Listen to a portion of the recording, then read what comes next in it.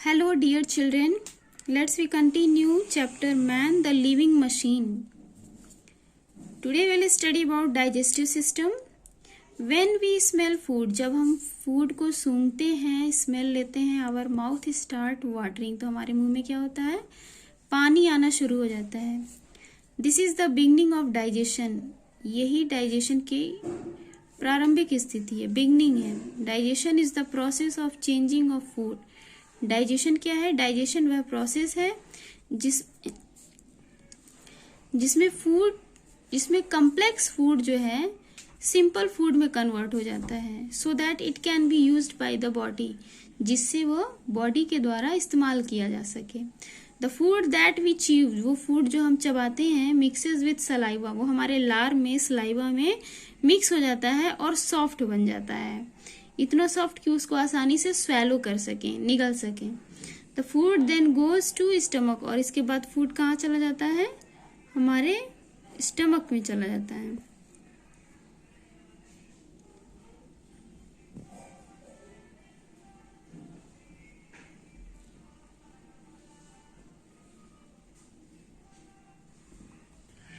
In the stomach, the food mixes with the digestive juice.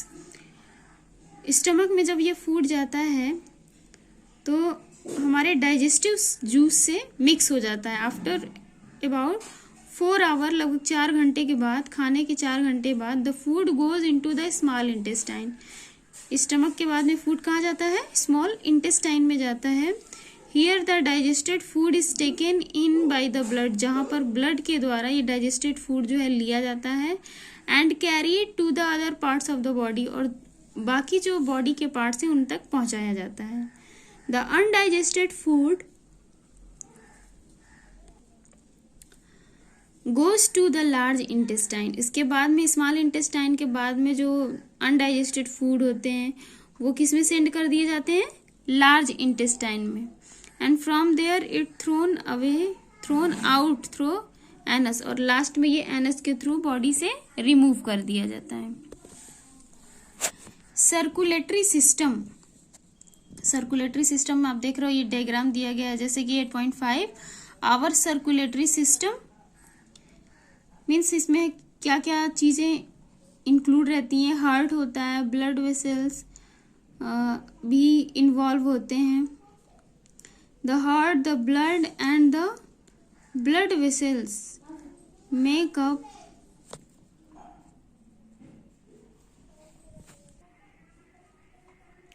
The heart pumps the blood to different parts of the body. जो हमारा heart होता है एक pumping machine की तरह work करता है, और ये ब्लड को हमारे पूरे बॉडी में फैलाने का काम करता है. और किसके थ्रू ये ब्लड फैलता है? Small and big blood vessels के थ्रू ये पूरे बॉडी में ब्लड फैलाता है.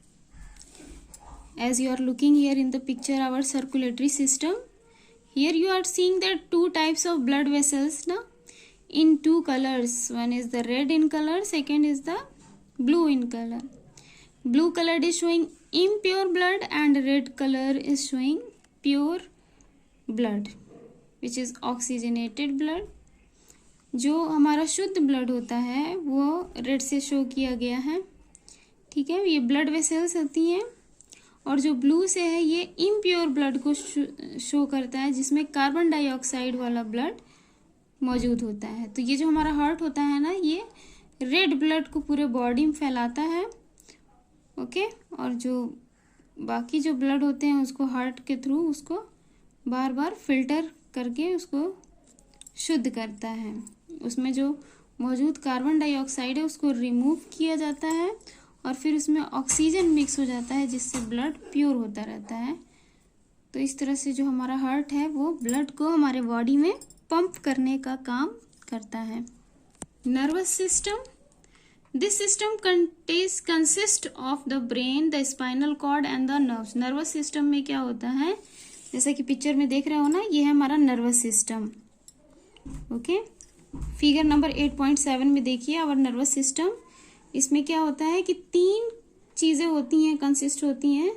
एक होता है हमारा ब्रेन, दूसरा ये स्पाइनल कॉर्ड जो हमारे वर्टिब्रल कॉलम में हो करके गुजरता है, और नर्व्स जो पूरे बॉडी में ब्लड को फैलाने का काम करती हैं। मैसेज ले आना, मैसेज पहुंचाना इनका काम होता है और इस तरह से ये हमारे नर्वस सिस्टम को कंट्रोल करती हैं।